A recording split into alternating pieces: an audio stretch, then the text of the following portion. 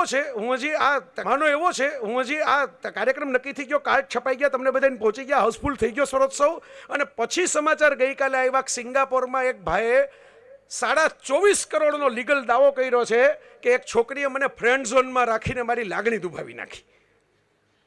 હું એને પ્રેમ કરતો હતો પણ એને મને સામો પ્રેમ કર્યો જ નહીં. મિત્રો, આઈ લવ યુમાં કોઈ મુશ્કેલીઓ હોતી જ નથી. હું તો વારંવાર કહું છું, ડુ યુ લવ મી મનમાં આપણે પૂછીએ ને ત્યારે જ બધી ગડબડો જીવનની શરૂ થતી હોય છે. બાકી તમે આઈ લવ યુ માધુરી દીક્ષિત જઈને કહી શકો, એને કાર્ડિયોલોજીસ્ટ સાથે સમજીને જ લગ્ન કર્યા છે. જેટલા તૂટેલા દિલવાળા હોય તાત્કાલિક પતિના પેશન્ટ થાય, કહી શકો, બાકી ખોટું નથી. પણ તમે જ્યારે સામી અપેક્ષા રાખો છો ને ત્યારે ગડબડો શરૂ થાય છે. કોઈ પણ માણસ પ્રેમમાં એટલા માટે ઘવાઈ જાય છે. અને ઉમર ખયામે કેવી સરસ મજાની વાત કરીને જેની શતાબ્દી આપણે ઉજવી, શૂન્ય પાલનપુરીએ રૂબાઈઓની કેવો સરસ મજાનો અનુવાદ કર્યો, અંગ્રેજીના ફિટ્ઝેરાલ્ડ કરતા પણ સરસ મજાનો. એક રોટી ઘઉંની, એક શીશામાં અંગૂરી અસલ. જીવનનો વૈભવ કોને કહેવાય, જીવનનો તાજ કોને કહેવાય, જીવનનું રાજ કોને કહેવાય? આમ હિંચકે બેઠીને બાંસુરી વગાડતા વગાડતા કેવી રીતે તમે જીવનને પામી શકો? એક રોટી ઘઉંની, એક શીશામાં અંગૂરી અસલ. શાંત નિર્જન વનમાં પ્રિયા છેડતી વીણા પર ગઝલ.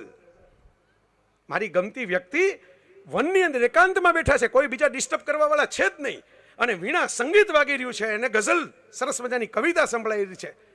શાંત નિર્જન વનમાં પ્રિયા છેડતી વીણા પર ગઝલ.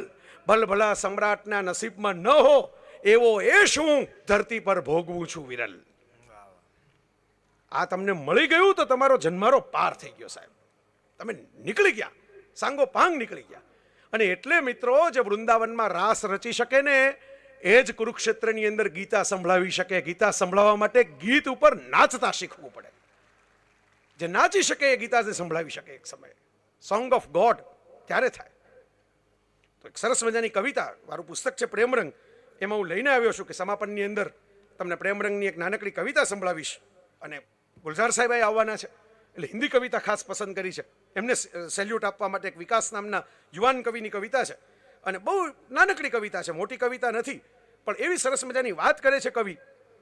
મેં કહા કહેતા હું તેરે બિન જી નહીં પાઉંગા, મેં કહા કહેતા હું તેરે બિન જી નહીં પાઉંગા, મેં કહા કહેતા હું તું જો ના મિલી મર જાઉંગા, મેં કહા કહેતા હું સુના તેરે બિન સંસાર है, पर सनम इतना तो है कि मुझको तुमसे प्यार है. આટલું જ કહેવાનું છે, બીજું કંઈ કહેવાનું છે જ નહીં. બાકી બધી તો કોમેન્ટ્રી છે સાહેબ. મૂળ વાત તો આટલી જ છે કે ઇતના તો હે સનમ કે મુझे तुमसे प्यार है.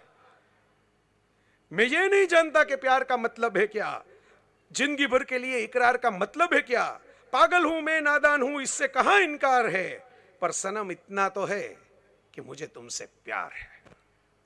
सातों जन्म साथ दूंगा कह नहीं सकता, इस जन्म में भी हर पल रह नहीं सकता, चांद तारे लाऊंगा ये सोचना बेकार है, पर सनम इतना तो है कि मुझको तुमसे प्यार है. સાહેબ, મૂનરાઈઝ કિંગડમ નામની એક ફિલ્મમાં વેસ એન્ડરસન નામના એક ડિરેક્ટર છે, બહુ અદભુત ડિરેક્ટર ગણાય છે.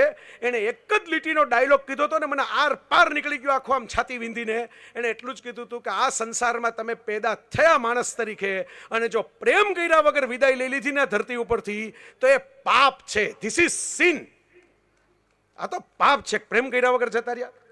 એટલે કવિઓ પેદા થયા, એટલે સંગીતકારો પેદા થયા, એટલે ગાયકો પેદા થયા, એટલે વાદકો પેદા થયા કે જે કરી ન શકે ને એને પાપમાંથી મુક્તિ અપાવવા માટે આ 50-50 આપણા કલાકારો, આપણા અભિનયવાળાઓ, બધા જ લોકો જે આવ્યા છે ને, કળા એટલા માટે તો પેદા થઈ આ પૃથ્વી ઉપર કે જે પ્રેમ કરી ન શકે, પ્રેમનો અનુભવ સ્વરોત્સવની અંદર આવીને કરી શકે.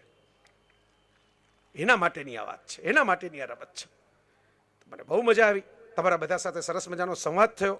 પ્રેમની વાતો હંમેશા અધૂરી જ રહે. 5-5 કલાક લગી એકબીજા હારે દરવાજે ઊભા ઊભા વાતો કરો ને છૂટા પડતી વખતે તો એમ જ થાય કે હજી ઘરે જઈને મોબાઈલમાં મેસેજ કરું છું. એ યુગ છે આપણે. અને મોબાઈલમાં કોઈક સામે છે ને ત્યારે જ એમાં ચમકે ત્યારે આપણને અંદર કંઈક ઝબકારા થાય છે. બાકી સામે કોઈ હોય નહીં તો ફૂલ ચાર્જ થયેલા મોબાઈલથી આપણને કંઈ ફેર પડતો નથી. કા ઇશ્ક દીવાનો કા શહર હે. આ તો દીવાનો કી બસ્તી હે. આ પાગલપણની મોસમ છે. અને એની અંદર તમને એમ થાય કે મારે કોકને પ્રેમ કરવો છે તો બીજી કોઈ વિદ્યા મારી પાસે નથી, કોઈ જાદુ મારી પાસે નથી. તો અમે જ ન કરીને બેસી ગયા હોય. આ હિંચકા ઉપર અંકિતને ખસેડીને 2 જણા ઝૂલતા હશે. ફોટો તો પડાવી લઈએ ને કમસે કમ, એટલું જ કરીએ ને. એવી કોઈ જાદુની લાકડી મારી પાસે નથી. પણ મને એટલી ખબર છે કે જ્યારે જ્યારે તમે પ્રેમ કરો છો ને ત્યારે તમે બાળક બનો છો. પ્રેમ કરવા માટે તમારે બાળક બનવું જ પડે છે, કારણ કે જેની પાસે માસુમિયત હશે ને એ જ આ જગતની અંદર મોહબ્બત કરી શકશે. તમારી માસુમિયત જ્યારે પાછી પ્રગટે ને ઉંમર ગમે તે હોય ત્યારે સમજી લેવાનું કે તમારી અંદર મોહબ્બતનો જન્મ પણ પાછો થયો છે. ધન્યવાદ. મને સાંભળવા માટે, સાહિત્ય, સંગીત અને જીવનને પામવા, માણવા અને મમરાવવા માટે યુટ્યુબ પર સબસ્ક્રાઇબ કરો, ફેસબુક પર ફોલો કરો અને ઉજવો આપણી ભાષાને, માતૃભાષાને.